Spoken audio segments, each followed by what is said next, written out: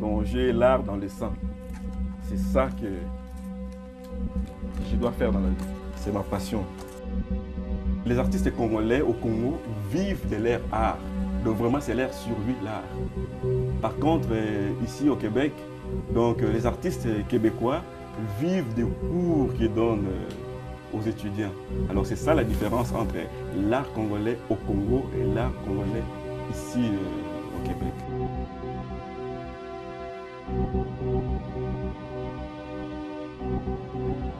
Ça, c'est le négatif. C'est creux à l'intérieur. Je vais isoler avec l'huile. C'est l'huile de cuisine que je conserve. Quand ma femme fait des frites, je conserve de l'huile. Parce que moi, ça me sert après. Je vais prendre mon huile. Je vais isoler avec l'huile à l'intérieur. En isolant avec l'huile à l'intérieur, ça va empêcher la formule que j'utilise comme béton. Quand je vais couler, ça ne va pas se coller avec les plâtres. Ça va se décaper facilement. C'est une pièce unique. Je ne fais pas de doublés, à part les masques. Donc, j'ai dit aux clients que les masques, vous pouvez les trouver dans d'autres maisons ici. Mais pour les sculptures qui sont là, ce sont des pièces uniques. Et puis, je vais casser pour ressortir ma pièce en béton. Et puis, je vais commencer à enlever les bavures, polir tranquillement et mettre la cire après pour avoir les résultats qui est là. J'ai exposé mes pièces ici tous les vendredis. Il y a une madame qui criait « Oh, les bronzes, les bronzes, venez voir les bronzes !» Moi, je dis « Oh, ah bon? Madame, non, ce n'est pas les bronzes, c'est le ciment. » « Ah bon? Je n'en viens pas. Comment les ciments peuvent venir? » Bon, j'explique tranquillement comment j'ai fait pour arriver à ça.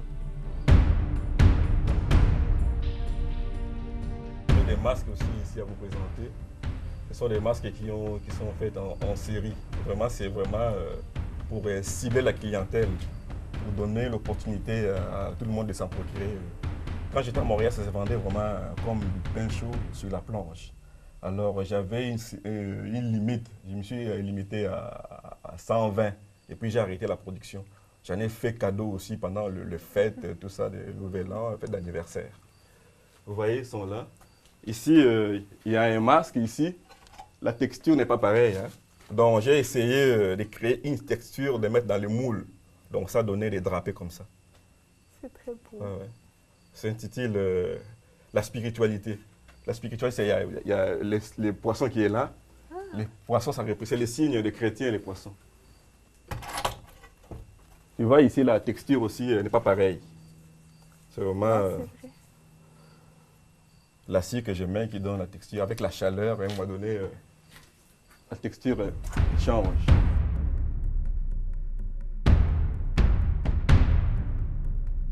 Et depuis combien de temps cet art-là existe avec d'utiliser le béton? Je pense que ça commence depuis les temps modernes, hein, avec le menhir et les dolmens dans les grottes. Parce qu'il y a aussi des œuvres qui ont été faites en béton à l'époque. Même des maisons sont construites chez nous, c'est en béton. Même à l'académie, là où j'ai étudié, on a commencé à faire du béton aussi, de mouler avec les plâtres et de couler le béton. Et puis, c'est ça. Il y a plusieurs monuments à travers le monde qui sont faits en béton, bien armés à l'intérieur. Quels sont les outils que vous utilisez pour graver ou... Les outils que j'utilise, il y a les bouchoirs, et puis j'ai des spatules, et puis j'ai les papiers sablés pour la finition. Pour la finition, vraiment, comme vous avez vu, les œuvres qui sont luisantes, là, sont vraiment finies. Et puis, j'ai la cire, la fille pour rendre vraiment le béton vraiment bien poli, comme ça donne l'aspect du bronze. C'est ça. Et le béton, est-ce que c'est un produit qui est facile à travailler, qui est assez... Oui, c'est un produit qui est très facile à travailler. Maintenant, les autoroutes ici sont maintenant faites en béton, hein, donc c'est très résistant le béton. J'adore ça, le béton. Ça prend combien de temps avant de sécher? Est-ce que vous devez quand même vous dépêcher pour faire autre chose? Ou... Non, pas du tout. C'est pourquoi je te dis que travailler le béton, comme moi j'ai fait comme amalgame, ça demande la patience. Donc il faut aller tranquillement, comme faire des colombins, donc tranquillement, tourner, faire le tour, c'est la sculpture, c'est la ronde bosse. Donc il faut travailler tous les coins de la pièce. C'est la profondeur, la hauteur, et donc c'est ça. C'est ça. Et est-ce que vous avez un moment précis dans la journée où vous allez aller dans votre atelier pour travailler? Dans quel état d'esprit vous devez être pour créer? Dans un état d'esprit vraiment de réussite. Quand je vois l'œuvre finie, et puis les commentaires que les gens font de mes œuvres, vraiment, c'est vraiment intéressant. Et aussi, ça me donne le goût de continuer davantage. C'est ça, mon état d'esprit. Quelle est la toute première œuvre que vous avez réalisée? Est-ce que vous rappelez? Oui, comme je vous ai dit plus loin dans mon entrevue, c'est la maternité qui me fait penser à ma mère, qui m'a mis au monde. Donc c'est ça ma première œuvre, la maternité, mère et enfant. Vous l'avez ici, c'est ce qu'on a vu tantôt. Oui, c'est ça que j'ai reproduit ici au Québec, mais je l'ai faite au Congo à l'époque. Oui, c'est ça ma première pièce. Et est-ce que vous avez des assistants? Est-ce qu'il y a des gens qui viennent vous aider ici? Oui, bien sûr. Entre autres, mon ami qui est là. Oui. Des fois, quand j'ai de grosses pièces, il vient m'aider. J'ai aussi ma femme, que j'aime beaucoup. Elle aussi, elle m'aide. Et mon fils adoptif, quand j'ai fait de grosses pièces immenses, ils viennent me donner un coup de main pour les déplacer. C'est ça, mes assistants. Et est-ce que c'est difficile parfois de ne pas lâcher quand ça peut être plus dur certaines fois, ça ne marche pas à sculpter nos... Je pense que quand on veut, on peut. C'est un métier que j'adore. Je ne lâcherai jamais la sculpture. C'est ma vie. Ça, c'est ma passion. Même s'il y a quelque chose qui arrive de négatif, je continue toujours à faire la sculpture. Ça, c'est vraiment mon côté sucré, parce qu'il y a le côté givré et le côté sucré. Mon côté sucré, c'est la sculpture. Donc, j'aime ça. Je dois faire ça jusqu'à la fin de ma vie. Pour léguer aussi à d'autres personnes et laisser aussi à mes enfants l'héritage des sculptures. Et qu'est-ce que vous faites quand, disons, il y a quelque chose qui ne fonctionne pas, vous n'aimez pas l'aile de votre oiseau? Ou, et qu'est-ce que vous faites? Est-ce que vous recommencez du début ou vous faites avec... Pas du tout. Moi, je suis comme un médecin d'une œuvre d'art. Même si la pièce tombe en 1000 morceaux, je suis capable de les reconstituer. C'est comme le jeu de casse-tête. Prendre les morceaux tranquillement, les reconstituer. Mon ami est témoin. J'avais une commande de faire un ange. Je pense que vous avez vu ça sur mon site. Un ange. Parce que j'étais pressé, parce que l'hiver venait à grands pas. Je l'ai appelé pour qu'il vienne m'aider à décaper les ailes. Les ailes étaient brisées en 1000 morceaux. J'ai tout reconstitué tranquillement, j'ai coulé mon béton et l'œuvre était debout. J'étais content d'avoir accompli ce travail. Et les gens qui l'ont vu, ils l'ont apprécié. C'est exposé à Chicoutimi. À Chicoutimi, j'ai fait 3 monuments qui sont là-bas. Le jour où vous passerez à Chicoutimi, c'est à Chipcha, parce que ma femme vient du Saguenay. Alors, pour reconstituer vos œuvres, quand elles sont cassées, est-ce que vous utilisez aussi du béton ou c'est une colle spéciale qui fait que ça va coller? Toujours le béton. Parce qu'avec le ciment, et le sable et l'eau, ça devient comme la colle. Donc je les mets tranquillement, pas trop vite, et puis au fur et à mesure que ça reste dehors, ça sèche à l'air libre. Il n'y a pas un four pour chauffer le béton.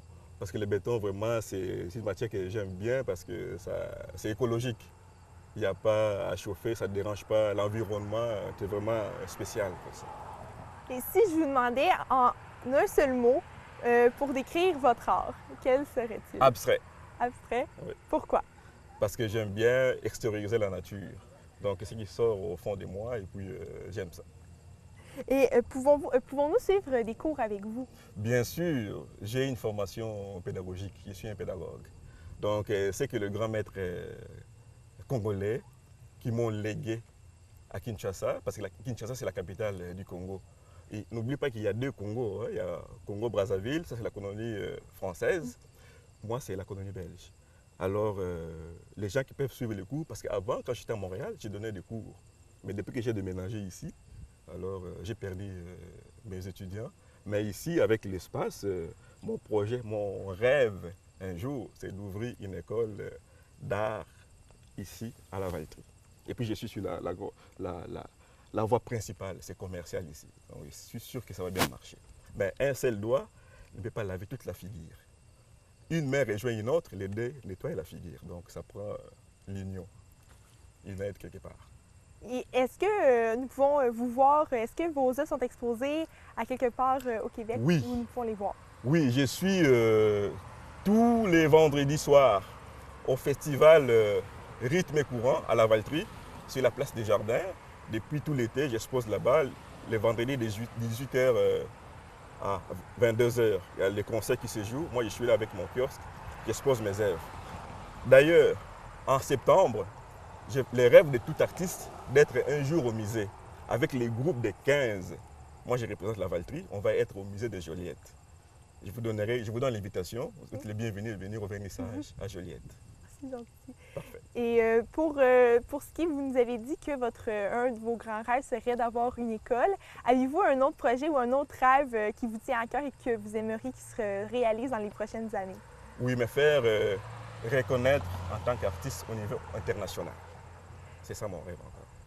Eh bien, je vous remercie beaucoup, M. Bamba, de nous avoir accueillis chez vous. C'est vraiment magnifique, vos œuvres, ce que vous faites. Alors, je vous souhaite la meilleure des chances pour la suite. C'est moi qui vous remercie. Vous êtes le bien. Vous pouvez passer n'importe quand que vous voulez. Le matin, quand je me réveille, surtout le week-end, les gens ça stationne ici pour voir mes œuvres.